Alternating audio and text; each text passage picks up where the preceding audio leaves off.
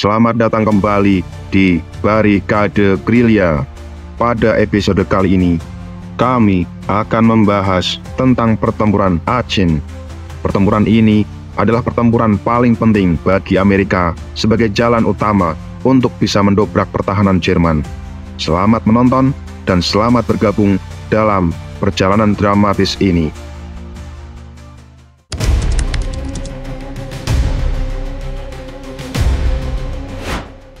Untuk memasuki Jerman, Angkatan Darat Amerika Serikat pertama-tama harus merebut kota Aachen. Di musim gugur 1944, medan pertempuran di front Eropa Barat mengalami perubahan signifikan.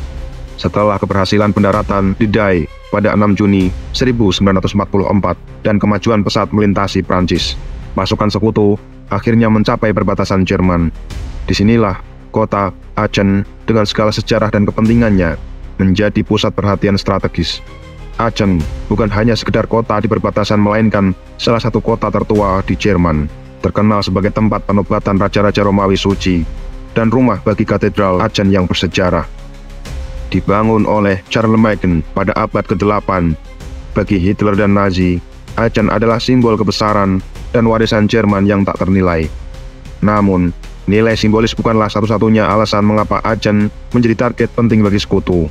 Kota ini terletak di ujung barat lini Siegfried, rangkaian benteng pertahanan yang membentang sepanjang 630 km dari Belanda hingga Swiss. Lini ini dirancang untuk menjadi penghalang utama terhadap invasi ke Jerman, lengkap dengan bunker, ranjau darat, dan berbagai macam rintangan. Aachen berada di pintu gerbang masuk ke lini Siegfried, memiliki posisi strategis yang krusial. Menguasai Aachen berarti membuka jalan langsung ke wilayah industri Ruhr, pusat vital bagi produksi militer Jerman.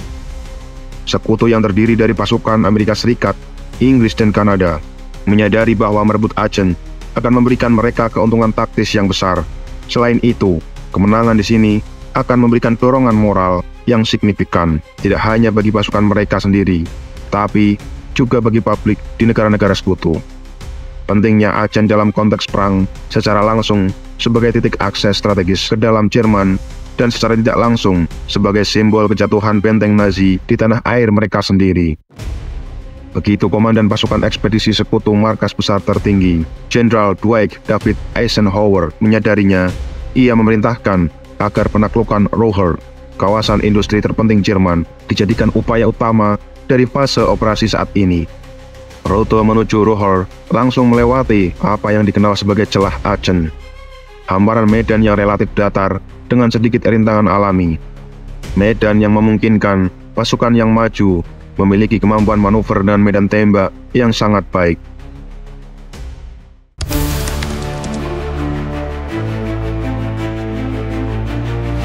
Perhatian utama tertuju pada kota Aachen itu sendiri, beserta banyak daerah pinggirannya.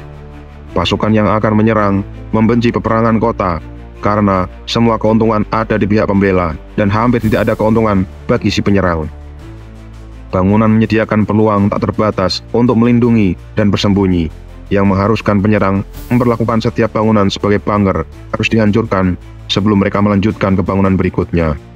Jalanan menjadi jalur alami yang dapat diubah oleh segelintir pembela menjadi zona pembunuhan. Kendaraan lapis baja hampir tidak terlihat, dan karenanya rentan terhadap serangan jarak dekat. Medan tembak dibatasi, begitu pula kemampuan untuk bermanuver, dan tim penyerang biasanya terbatas untuk menyerang dengan unit-unit kecil yang terdesentralisasi. Ditambah lagi, warga sipil pasti terjebak dalam baku tembak. Namun, kota itu bukan satu-satunya rintangan. Aachen terletak di antara barisan benteng yang tampak lebih tangguh daripada yang ditemukan di sepanjang pantai Normandia. Benteng-benteng itu dikenal oleh Jerman sebagai tembok barat dan oleh sekutu sebagai garis Siegfried. Pada bulan Agustus 1944, Grup Angkatan Darat ke-12 merupakan pasukan Amerika Serikat terbesar yang pernah bertugas di bawah satu komandan lapangan. Grup ini terdiri dari 4 pasukan lapangan, lebih dari 39 divisi infanteri dan udara, dan 15 divisi lapis baja. Salah satu dari 4 pasukan lapangan adalah Angkatan Darat Pertama Amerika Serikat, di bawah Letnan Jenderal Courtney Hicks Hodges.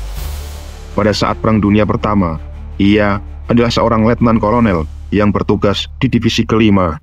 Selama pertempuran November 1918 di sepanjang Sungai Meuse, ia memperoleh Distinguished Service Cross untuk kepahlawanan dan kepemimpinan di bawah tembakan. Setelah perang, ia bertugas di berbagai posisi staf dan selama Perang Dunia Kedua membawa Angkatan Darat ketiga ke luar negeri, di mana ia menyerahkannya kepada Jenderal George S. Patton Jr. Hodge adalah seorang perwira yang solid, berwibawa, dan dapat diandalkan. Di bawah naungannya terdapat 3 korps tentara yang diberi nama Korps 5, Korps 7, dan Korps 19. 2 dari korps tersebut, Korps 7 dan Korps 19, akan menjadi ujung tombak serangan terhadap Aachen. Namun, tak ada satupun komandan unit Amerika yang ditugaskan merebut Aachen menganggap tugas itu akan murah atau mudah. Mereka menyadari bahwa tidak mungkin Jerman akan menyerahkan kota ini tanpa perlawanan hingga pasukan Jerman terakhir. Mereka menyadari pentingnya kota kuno ini bagi Jerman dan akan memberikan peluang besar bahwa mereka tidak akan pernah menyerahkannya. Adolf Hitler selalu memberi makna penting pada simbol dan kota Aachen di Jerman Barat dengan simbolisme bagi Sang Führer sebagai tempat kelahiran Raja Frank yang Agung, Charlemagne, pada tahun 742 Masehi. Aachen membangkitkan kenangan akan kejayaan Kekaisaran Romawi Suci dan Reich pertama. Maka, tidak mengherankan jika Hitler memberitahu para jenderalnya bahwa Aachen harus dipertahankan dengan segala cara, seperti halnya sekutu.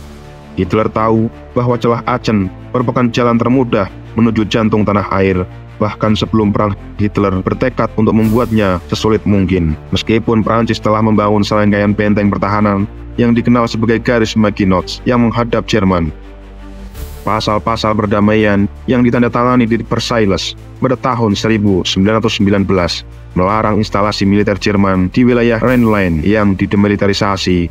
Jerman tidak diizinkan untuk membangun serangkaian posisi pertahanan serupa untuk melindungi dirinya dari serangan dari barat. Hitler tidak menerima pembatasan ini begitu saja. Pada tahun 1934, ia memerintahkan pembangunan serangkaian benteng di sebelah timur zona eksklusi untuk mengukur reaksi Prancis. Ketika tidak ada reaksi, pada bulan Maret 1936, ia memerintahkan pasukannya untuk melanggar perjanjian Versailles dengan menduduki kembali Rhineland. Meskipun Prancis dan Inggris mengeluh kepada Liga Bangsa-Bangsa, tidak ada yang dilakukan dan Hitler memperoleh kemenangan pertamanya. Dengan keberaniannya, Hitler selanjutnya mulai membentengi perbatasan barat Jerman dari Luxembourg hingga Swiss untuk berjaga-jaga terhadap kemungkinan invasi. Pada awal tahun 1938, Hitler memerintahkan agar pasukan bunker, kotak pertahanan, blokade jalan, ladang ranjau, kawat berduri, dan rintangan anti-tank, serta parit diperluas ke utara di sepanjang perbatasan Jerman dengan Belgia dan Belanda. Perhatian khusus diberikan untuk melindungi Aachen. Sang Führer menginginkan semuanya selesai pada bulan Oktober 1938 karena ia berencana untuk menyerang Cekoslowakia dan ia berasumsi bahwa Prancis akan menyatakan perang terhadap Jerman jika ia melakukannya. Itu adalah tenggat waktu yang mustahil.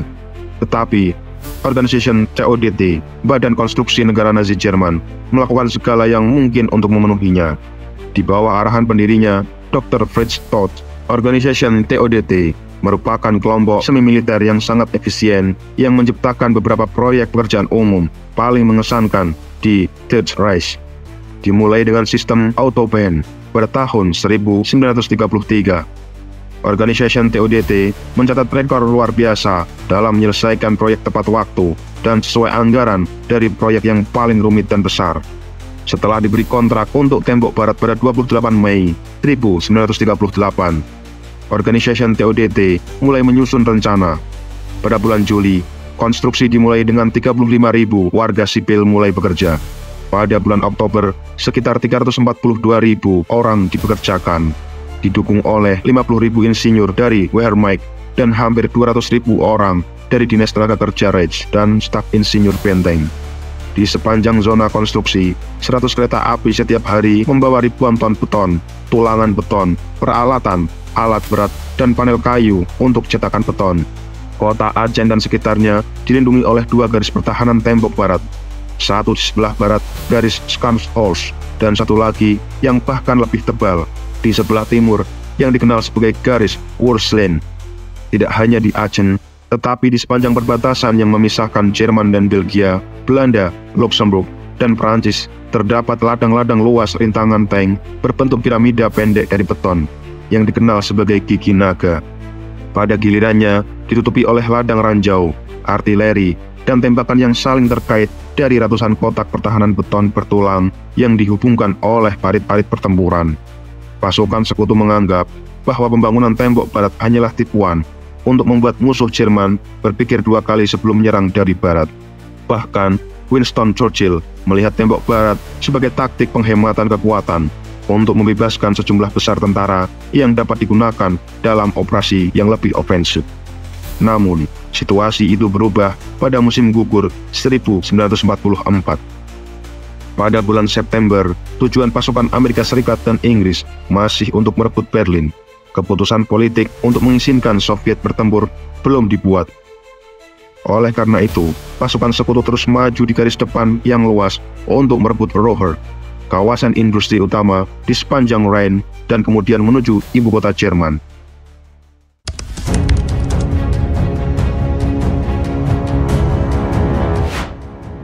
Waktu operasi untuk merebut Aachen bergantung pada seberapa cepat divisi infanteri ke-29 dan ke-30 dan divisi lapis baja kedua dapat menerobos pertahanan di sekitar Limburg, di sisi perbatasan Belanda, lalu menyeberang ke Jerman dan melaju ke selatan menuju celah antara Herzogenrath dan Alsdorf.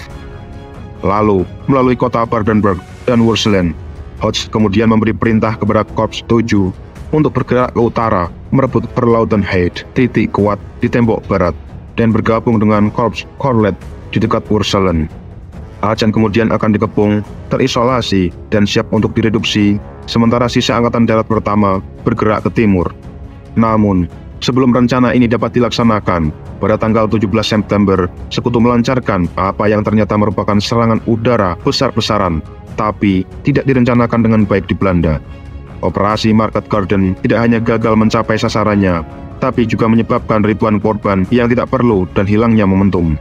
Sementara, operasi tersebut menghabiskan banyak persediaan yang seharusnya dapat digunakan dengan lebih baik untuk melawan Jerman di Aachen.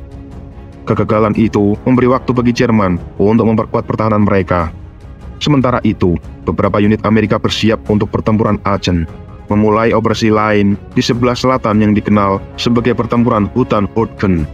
Pada tanggal 19 September, Ernest Hemingway memerintahkan divisi infanteri ke-9 maju ke tempat yang disebut sebagai medan yang gelap dan berdarah. Pertempuran berlangsung 19 September 1944 hingga 10 Februari 1945. Melibatkan lebih dari 200.000 tentara dan merupakan salah satu pertempuran terberat dalam perang tersebut. Namun, Aachenlah yang kini menarik perhatian Eisenhower, Bradley, dan jenderal lainnya. Tanggung jawab untuk mempertahankan Aachen yang terletak 40 mil di barat daya Koloben jatuh ke tangan Majen Gerhard Graf von Schwerin, Komandan Divisi Panzer ke-116, sebuah divisi yang telah dibantai habis oleh divisi infanteri sekutu selama pertempuran musim panas di Mortain. Kota ini memiliki populasi 165.000 jiwa sebelum perang. Tapi, sebelum perintah Hitler agar warga sipil mengungsi dari Aachen, jumlah penduduknya menyusut menjadi hanya 20.000 jiwa. Ketika von Schwerin tiba, ia mendapati sekitar 7.000 warga sipil yang panik masih di sana, takut untuk pergi. Karena tidak ada cara untuk mengangkut warga sipil keluar kota, sang jenderal menyuruh mereka untuk tetap tinggal dan kemudian menulis surat kepada Amerika yang menawarkan untuk menyerahkan Aachen kepada mereka. Sayangnya, surat itu jatuh ke tangan Jerman sebelum sempat dikirim. Ketika Kolonel Hitler mengetahui tindakan von Schwerin, ia memerintahkan penangkapan von Schwerin oleh Kolonel Gerhard Wiltz. Sementara itu, Hitler dengan cepat memindahkan sebanyak mungkin unit yang bisa ia sisihkan dari front timur untuk memperkuat celah Aachen, dan Marsekal Lapangan Gerd von Rundstedt dipanggil kembali dari masa pensiunnya untuk memperkuat pertahanan yang runtuh di barat. Garis batas antara dua korps Amerika membentang tepat di utara Aachen, dengan Korps 19 di utara dan Korps 7 di selatan.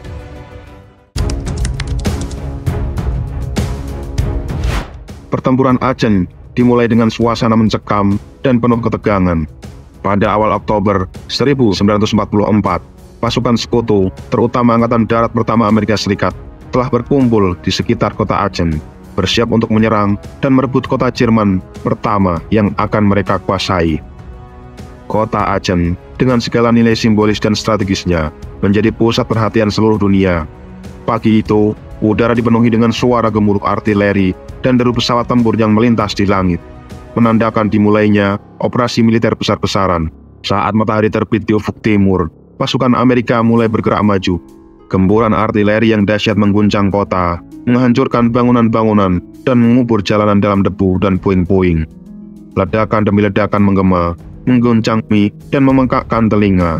Di antara hiruk-pikuk ini, pasukan infanteri Amerika merangsek maju, menyusuri jalanan sempit dan gang-gang gelap, menghadapi perlawanan sengit dari tentara Jerman yang bersembunyi di setiap sudut kota.